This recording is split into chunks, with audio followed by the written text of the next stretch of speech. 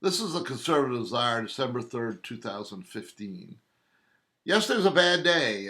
We have what is a terrorist attack. We don't have any question about that. When you broaden the definition of terrorist, it might not have been an ISIS-related Muslim terrorist attack exclusively. It's a complicated story.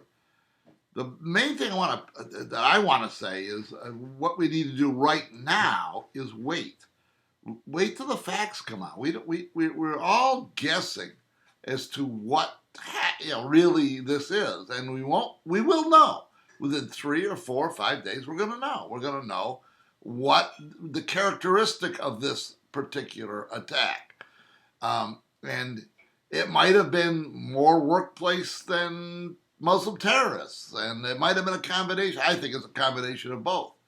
Um, but let's see and and wait it out before we categorize this thing for something it might not be, or start to use rhetoric that is not necessary at this particular time. Once we know the facts, though, there are some things that are going to start coming up. And two of the things that have got to come up. Understand something. Muslim Americans, citizens of the United States, have basic fundamental rights. And we cannot violate those rights. That's worse. I shouldn't say that. Of course, there are circumstances further than what is occurring today. Let's say we have an attack by Muslims every other day for a period of a month or something. Then even the rights of the Muslim population comes into question. And in World War I, World War II, in World War I, people were put in jail for saying bad things about Woodrow Wilson, and we had sedition acts, strong sedition acts in World War I, and so I oppose it. I oppose that, but there could come a time when we would have to suspend some rights in a very, very significant war. But that isn't where we are today at all. And even if this ends up to be more Muslim terrorists than work related, that still doesn't push us near that edge.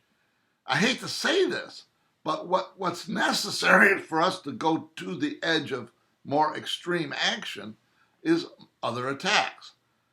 If we have other attacks during Christmas, which seems to be a ripe time for this to occur, then we'll start talking about draconian acts. I agree with that, but it's not now. There are things that we should start talking about that are less than draconian, that don't violate the rights of U.S. citizens. And one of them is to end this ridiculous, stupid PC idea of stop not profiling people to try to guess whether or not that they pose a threat. The idea, and it goes back to the Homeland Security and the body checks going into airlines, that we are strip searching 87-year-old white grandmothers for bombs is ridiculous, and so profiling. I'm not necessarily opposed to the level that we have today, but as the threat grows, we need to profile more inside the United States. We need to step up surveillance with a class of people, and we need to expand the suspect list and surveil more people of that class. Not everybody. This idea that Rubio and a lot of these guys have, that we need to give up all our rights, all of our individual rights, because of some threat that is amorphous and uncertain, is ridiculous. So profiling has to change. The other thing is, and Rand Paul had this. He said he's introduced a bill that says that there's 34, he identified 34 countries around the world that have terrorist activity in their country, Muslim countries.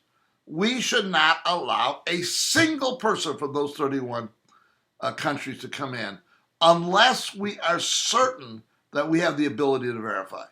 And why we haven't done it. Why? George Bush did after 9/11. We didn't particularly stop Muslims from coming from Yemen or Saudi Arabia.